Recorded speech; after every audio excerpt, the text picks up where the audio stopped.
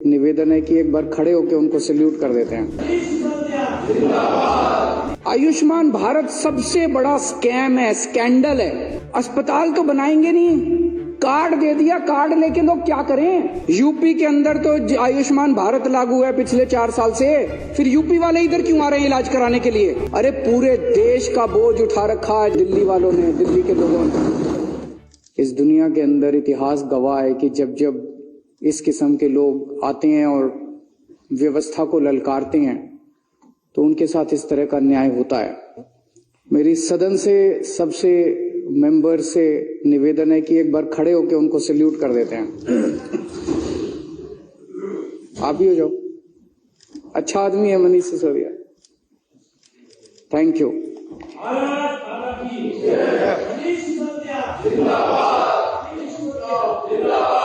LG साहब ने दिल्ली सरकार के कामों का उल्लेख किया।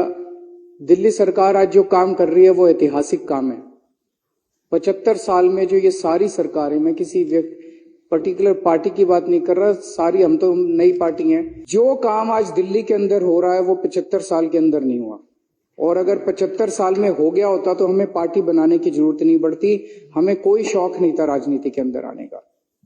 आज दिल्ली मॉडल की चर्चा पूरे देश के अंदर है। किसी कोने में चले जाओ, गांव गांव के अंदर किसी कोने में चले जाओ।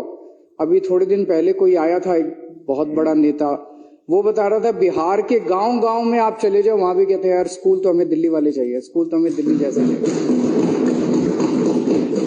पूरे देश के अंदर आज चर्चा हो रही है।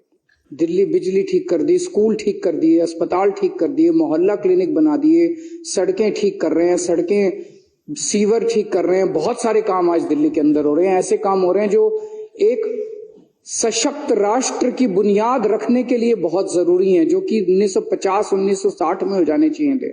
हर बच्चे को अच्छी शिक्षा मिल जानी चाहिए थी, हर व्यक्ति के लिए अच्छे इलाज का इंतजाम हो जाना चाहिए था। वो काम आज हो रहे हैं। आज दिल्ली के हर व्यक्ति को हम लोगों ने मुफ्त इलाज कर दिया कि आपका इलाज मुफ्त होगा, चाहे अमीर हो चाहे गरीब हो। सरकारी अस्पताल अच्छे कर दिए, जगह जगह मोहल्ला क्लिनिक खोल दिए। मुझे ये बात कहते हुए बड़ा दुख है कि इनकी पार्टी ने उन अस्पतालों का बेड़ा गर्क करने में कोई कसर नहीं छोड़ी पिछले 2 साल के अंदर। पिछले 2 साल में जिस तरह से एलजी साहब ने अधिकारियों के माध्यम से दवाइयां बंद कर दी, टेस्ट बंद, लड़ लड़ के मैंने उसको दोबारा चालू कराया, लड़ लड़ के दोबारा। ये अच्छी बात नहीं है, ये अच्छी बात नहीं है। शिक्षा जिस आदमी ने ठीक करी उसको पकड़ के जेल में डाल दिया, हेल्थ जिसने ठीक करी उसको पकड़ के जेल में डाल दिया। फिर भी जब अस्पताल चल रहे थे तो उनकी पकड़ के डॉक्टरों की भर्ती। जो खिड़की के ऊपर आदमी बैठता है, एमटीएस कहते हैं, डेटा एंट्री ऑपरेटर कहते हैं, डेटा एंट्री ऑपरेटर एक दिन ऑर्डर पास करके सारी दिल्ली के सरकारी अस्पतालों के डेटा एंट्री ऑपरेटर हटा दिए। एक दिन तो ऐसा आया जिस दिन खिड़की पे कोई नहीं बैठा था, दवाइयों की खिड़की पे कोई नहीं, रजिस्ट्रेशन की खिड़की पे कोई, क्या है। और फिर इस सदन के अंदर आके इनकी हिम्मत होती है कहने की कि सरकारी अस्पताल खराब पड़े। अरे तुमने करे हैं सरकारी अस्पताल खराब। ये लोग बार बार कहते हैं आयुष्मान भारत, आयुष्मान भारत, आयुष्मान भारत। आयुष्मान भारत क्या है? आयुष्मान भारत सबसे बड़ा स्कैम है, स्कैंडल है, स्कैंडल है, सबसे बड़ा स्कैंडल है आयुष्मान भारत।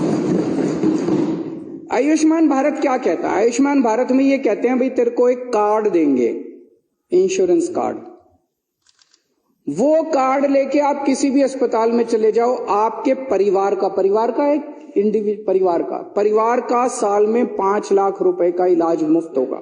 इलाज भी कब? जब उसका हॉस्पिटलाइजेशन होगा। उसको खांसी है, बुखार है, रोज के मर्रा की दवाइयां वो नहीं मिलेंगी, दवाइयां नहीं मिलेंगी, टेस्ट नहीं होंगे डेली का। अगर बाई चांस कोई बड़ी बीमारी हुई और तेरे को अस्पताल के अंदर एडमिट होना पड़ा तो तेरे परिवार का साल का 5 लाख रुपए का खर्चा मुफ्त है। इंश्योरेंस, अब वो इंश्योरेंस लेके क्या करे?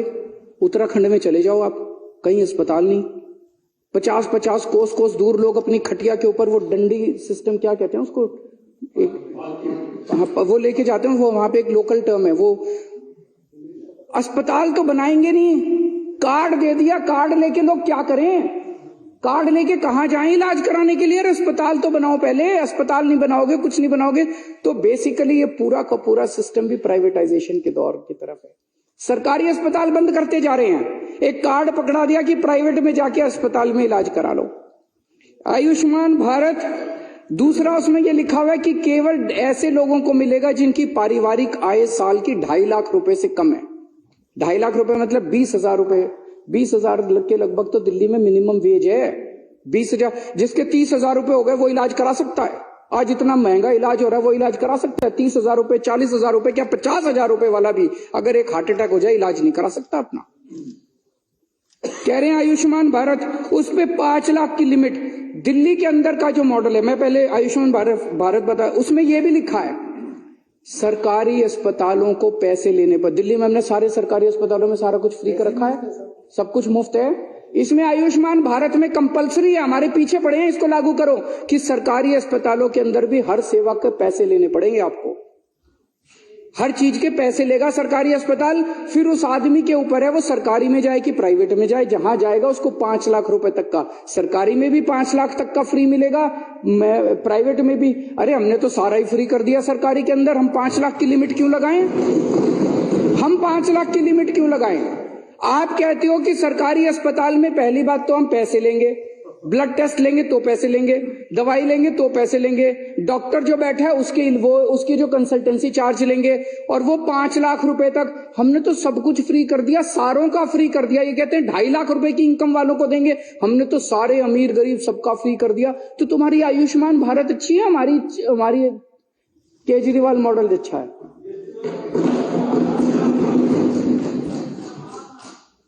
अच्छा एक चीज बताओ, अगर इनकी आयुष्मान भारत अच्छी है, जीटीबी अस्पताल में अभी चले जाओ, बॉर्डर पे है दिल्ली और गाजियाबाद के बॉर्डर, जीटीबी अस्पताल में 80% पेशेंट यूपी के आ रहे हैं।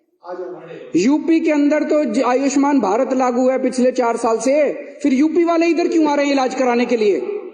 यूपी के अंदर आयुष्मान भारत क्यों नहीं चल रहा? इधर गुड़गांव की तरफ चले जाओ, उधर चले जाओ, उधर फरीदाबाद की तरफ से सारे हरियाणा वाले इधर आ रहे हैं दिल्ली इलाज कराने के लिए, और वो प्राइवेट में नहीं आ रहे, सरकारी में आ रहे हैं, क्योंकि सरकारी में 5 लाख की लिमिट नहीं है, जितना मर्जी इलाज करा लो।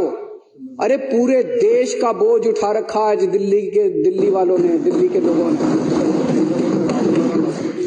ये बेचारे नजफगढ़ के अंदर, वो पूरे हरियाणा के लोग हैं, सारे हरियाणा के लोग नजफगढ़ के अंदर, हरियाणा वाले। अरे आयुष्मान भारत लागू है, वो इधर क्यों आ रहे हैं फिर इलाज कराने के लिए?